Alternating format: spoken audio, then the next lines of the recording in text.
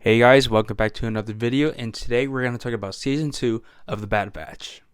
Season 2 of The Bad Batch follows immediately, not exactly immediately, but a bit of a time skip from Season 1 to Season 2, and it shows how more adapted and the crew is used to doing these side jobs and getting these missions done for Sid.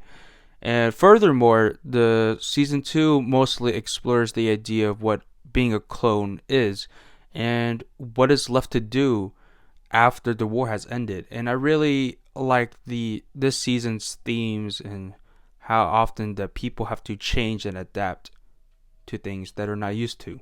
In my opinion, I think the Bad Batch, the characters themselves, really grew in this season and got more highlights and character development, especially for Tech, Echo, and Omega, and Crosshair.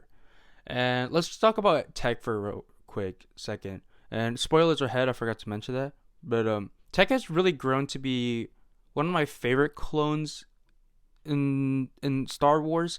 As from the first season, he was like the information guy you would go to, and he was just do the analysis and the tech stuff basically.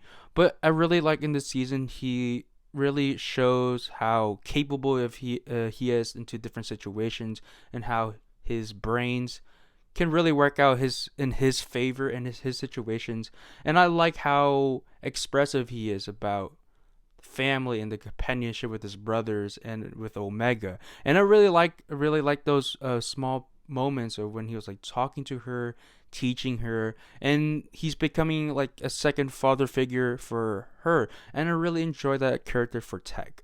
Now, I don't really necessarily have anything too crazy to say about Hunter. He mostly stays static and becomes the same character as he was towards the end of season 1, as he's primarily the protective father figure for Omega, and is the head leader for the Bad Batch.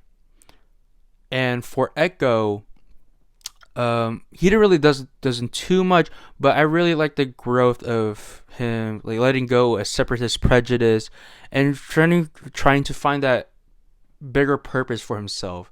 As later, like during the middle of the season, he leaves the Bad Batch and joins Rex to save other clones, and I really like that for him, for his character, and I feel that's really natural of his character and his involvement of the Star Wars universe. I think it just feels a bit more appropriate as while he's gone. I think that it really adds him of his for his character rather than him to be staying, and I didn't really mind that change. I also like those moments where after the episode where Echo left, the team struggles, emotionally, and how Echo left the group, and it's just a bit different. And the fact that two of their brothers, Crosshair and Echo, left, it's very emotional towards them, especially for Omega. And I really like that episode, for them to sit down and talk about their feelings. And I really love those moments throughout the second season. As the first season didn't really have too much with that, as everything was just doing little side quest missions, stuff like that. And I really like the bite into the meat of the emotional drama in this show, and I think it does a really good job with that. And I think what most people's, in their opinion, majority of the people can say is that the Crosshair episodes are definitely one of the best, as it really explores, the aftermath of for the clone troopers and what it means to be a clone, especially for Crosshair, as he joined the Empire to have a purpose, and now that it's becoming more stressful and as more restrictive, and how degrading he has been treated. Crosshair begins to question his purpose in life now, and how the Empire runs, and how's mistreated clones. And I really love that episode arc, especially for episode 12, The Outpost. That's one of the best episodes like ever in the Clone Wars Aftermath era in animation.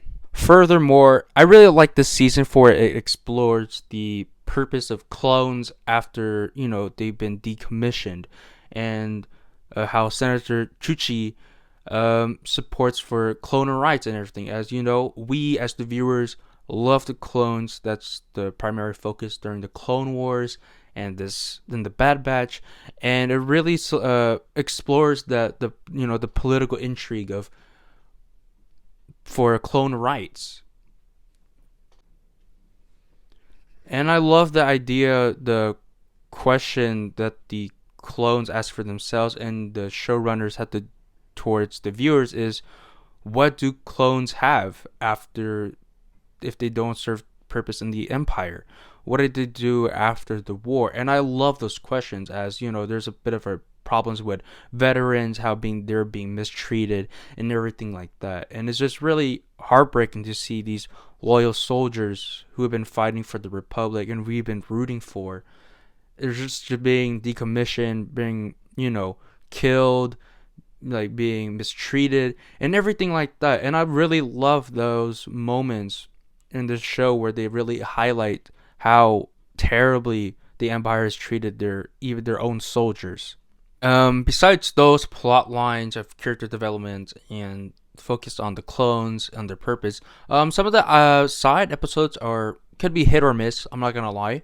Not every single one of them I would rewatch, but some I would rewatch for sure.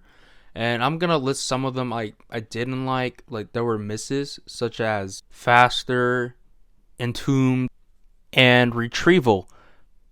But the other episodes, such as the Tribe and the Metamorphosis, and those episodes are really great as they bring back characters from the Clone Wars, such as Gungi and the Zillo Beast, and we got follow up plot lines with those episodes, and I really like that.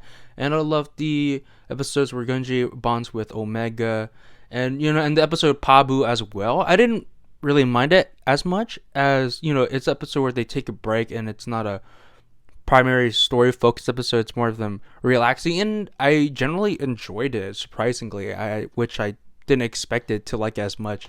But it's not my favorite episode, of course, but those are some highlights of the hits or misses of the side episode characters.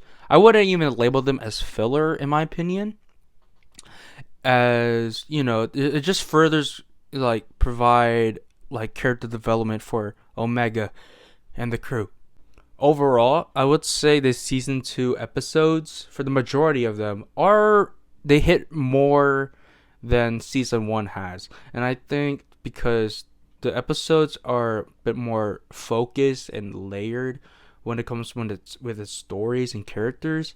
And of course, season 1 may be the weakest in my opinion, and in most animated shows, that's fine. That's for them to set up characters and different plot lines and everything like that. But season 2 really explores its themes of veterans and what to do post war and what to do through a tyrannical leadership and everything like that.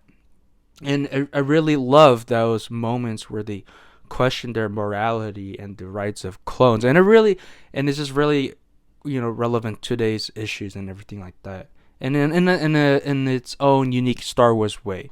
And yeah, that's all I have to say about season 2 so far. And let's talk about the finale as well, this week's finale of the last 2 episodes, because I got a bit of things to say for it.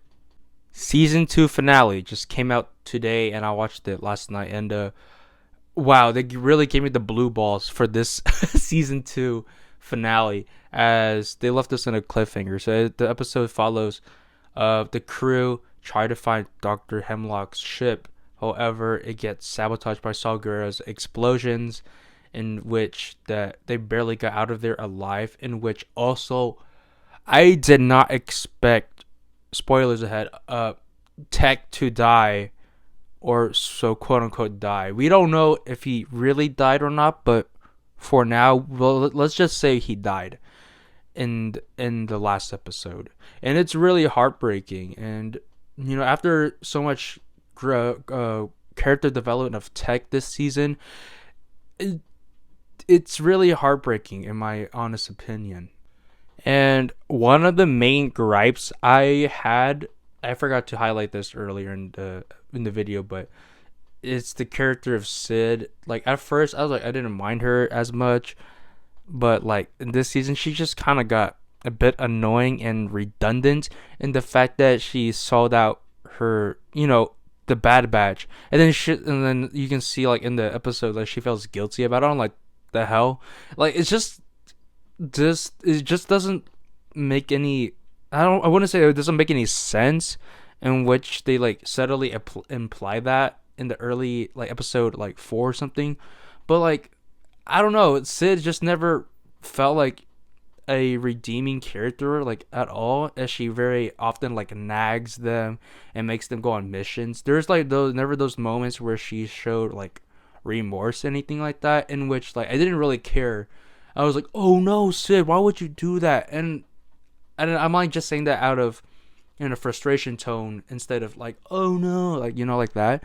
And it's just really, it's kind of irritating, Of course, like there's like some theories in my head that like perhaps Sid will betray them, in which she did, but like the fact that she felt bad about it, it just doesn't really correlate to me, and in that way, I just feel like it doesn't really make too much sense, and I don't think the growth, the development time for it wasn't well earned in my opinion for Sid's character. Furthermore, I also predicted that Omega will be captured. I was like, maybe she'll probably get captured by season 2, but that was just a theory. But then she ends up being captured anyways. But I think it's just a bit of a cliffhanger, like most season 2s, like in cartoon shows like that.